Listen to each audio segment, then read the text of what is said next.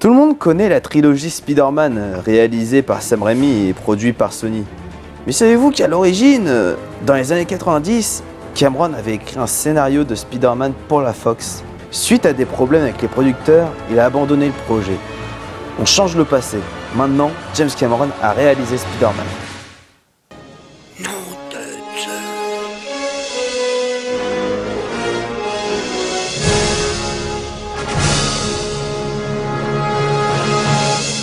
« 1990. Après le succès de Abyss, James Cameron écrit un scénario de Spider-Man. Le scénario a pour méchant Electro. De plus, c'est la 20th Century Fox qui détient les droits. 1991. Le projet est confirmé par la Fox.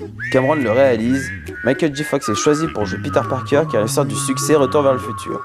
Julianne Moore, peu connue du grand public, est choisie dans le rôle de Mary Jane et Electro est joué par Sylvester Stallone. 1993. Après 2 ans de tournage et post-production, le film sort. Il dure 3 heures. Sylvester Stallone se découvre une allergie au latex à force d'avoir porté le costume jaune et vert d'Electro. Le film fait polémique pour une scène de fesses sur le Brooklyn Bridge. De plus, le film rembourse tout juste son prix, ce qui est plutôt un flop. Pendant ce temps-là, Cameron, trop impliqué sur Spider-Man, produit True Lies au lieu de le réaliser. Un certain Michael Bay a été choisi pour le réaliser. Les gens ne comprennent pas le film quand ils voient Schwarzenegger survivre à une attaque de robots. Oh gosh, he's got the most incredible body and a pair of make you want to stand up and beg for buttermilk. 1995. Après 2 ans de dépression, Cameron propose le projet Titanic. Les producteurs, méfiants, lui refusent la réalisation. En revanche, ils gardent le scénario et confient la réalisation à Robert Zemeckis. 1997.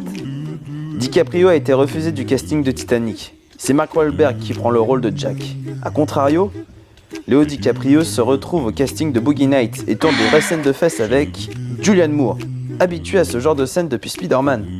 2000. La Fox lance X-Men par Bryan Singer. Spider-Man est annoncé au casting. Michael J. Fox reprend son rôle, liant les 2 univers. 2003. Daredevil sort au cinéma, réalisé par Sam Raimi. Le film est un succès monstre. Tobey Maguire est choisi pour le Daredevil, alors que Kristen Dunst a le rôle d'Electra. Bruce Campbell prend 30 kilos et joue le caïd. La même année, dans X-Men 2, les scénaristes décident de faire tuer Spider-Man pour se débarrasser des droits. Les producteurs et les fans trouvent le personnage nul. Marvel récupère les droits.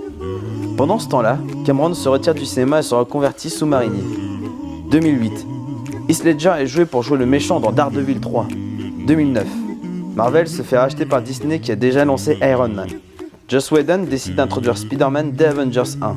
Ryan Gosling est choisi pour Spider-Man. En revanche, son personnage n'a pas beaucoup de dialogue, ce qui colle bien avec Ryan.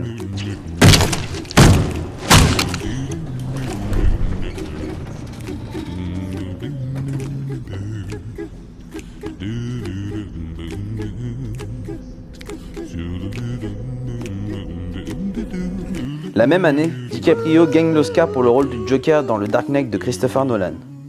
2012.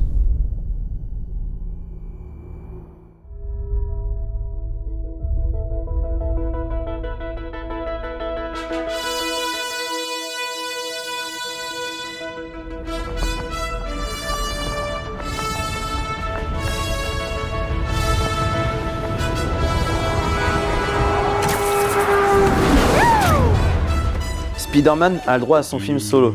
Lars von Trier est choisi par Disney pour le réaliser. Emma Stone est choisie dans le rôle de Gwen Stacy et Charles Gainsbourg joue le rôle de la Chatte Noire.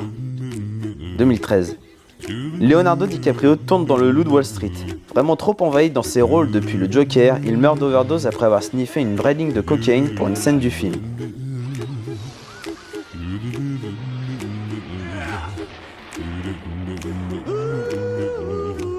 Au même moment, Spider-Man sort et est un vrai succès public et critique.